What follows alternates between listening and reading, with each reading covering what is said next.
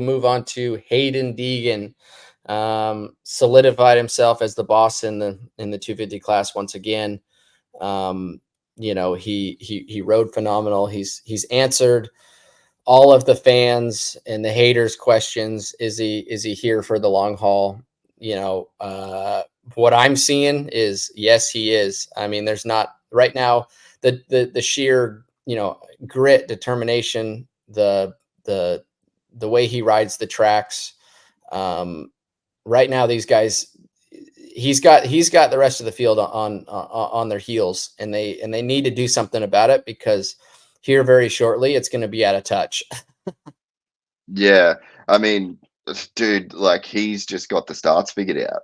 I think even if you go back to last year, like I think when it was all said and done, when the motos were over, like he looked very consistent. But I think starts were extremely inconsistent for him last year. And the fact that we've gone 6 motos into the year now, and I mean, he's had a top, I think Hangtown, the first moto, maybe might be his worst start, charged through to win that one. But the fact that he's got the starts this figured out this early into the championship, and Salt Lake City, 2 whole shots, basically. So yeah, I mean, I think that the rest of the field is definitely in the danger zone right now. Like the danger zone is him full of confidence on a great bike, getting good starts every single weekend. It is, and they like I said, they have to make some quick moves. Hector, if we can pull up the points really quick, I'll explain more on why I say that. We got Haiden Deegan with 144 and Chance almost a moto. We're almost a moto already. Levi, right? His main competitor coming in from Supercross, and what we got him, Levi, sitting with down 25, right? So he's already a whole race down. Tom Vial with down 23 and Chance down 23, and then it literally goes down to Joe Shimoda with almost a 2-point race lead. He's down 45. Yeah. So like I was saying that we're only round 3, and if you have this point spread keep building like we are, you're going to get to the middle of the season and he's going to have a 30, 35, 40 point lead. And how do you make that up? You can't. You can't make that up without him making a massive mistake the ball's or in a bike his court problem. then. Exactly. So as a racer, I don't like to see. I wouldn't want to be in that position. To your point, he's got great starts. He's also quick, if not the quickest most of the time. But I think the big difference is when you see that clock flip over to about 25 minutes, and you got about 6 to 7 minutes left in these motos, he doesn't falter there. His speed, his intensity stays till the checkered flag flies, and that is what has carried him. I think up until this point, that he's substantially better than the rest of the competitors in the 250 classes is literally that 8 minutes to go. There's no falter in speed and fitness. The kid knows how to dig. So, and you don't see that very often, right?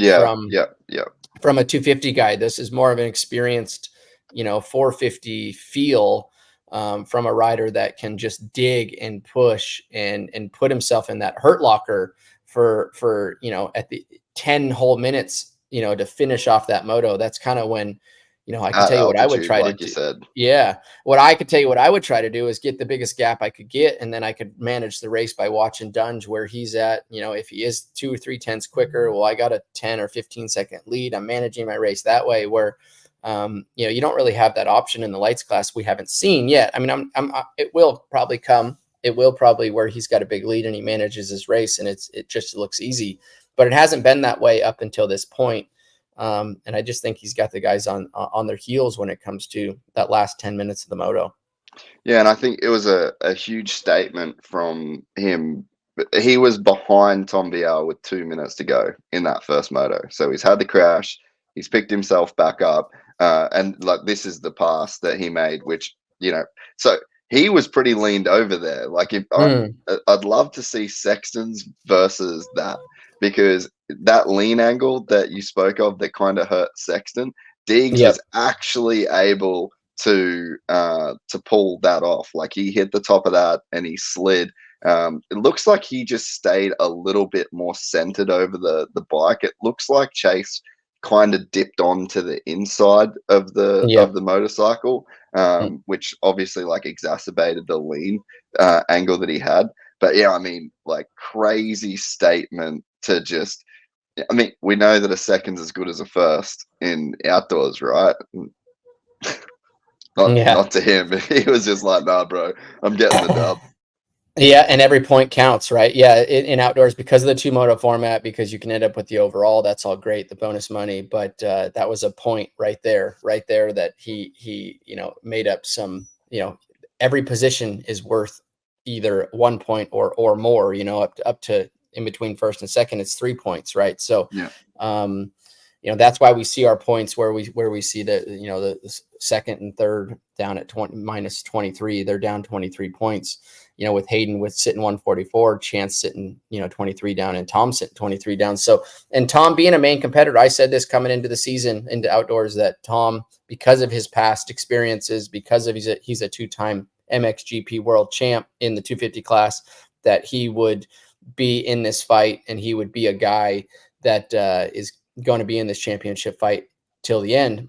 But like we just saw, he's sitting 23 down. That's a lot of headwind, a lot of headway to make as we sit only at round 3. So the boys are going to have to do some quick thinking. I know we have High Point coming up, and then I believe there's a weekend off. See if they can get back and develop some better stuff or find some speed. Whatever they need to do, they need to find something, because the train's leaving the station. That's for sure. When did you have like a shift in your, but maybe hard for you because you just want everything all the time, but like there's a shift that takes place in a rider, and I think you can see it from the sidelines where it's like, I'm the guy. And I think Haiden has probably been trying to make that shift and like wanting that to happen, but bad starts, crashes. That like it's always been something that's like kind of stopped him from like being the man. And this championship, like he's the man. So it's like it's hit that tipping point. So now, based off your own experience, I'm wondering, I'm like, is this a wrap? Like, is this just now that Deegs is the dude for the next 3 years until he goes up on a 450?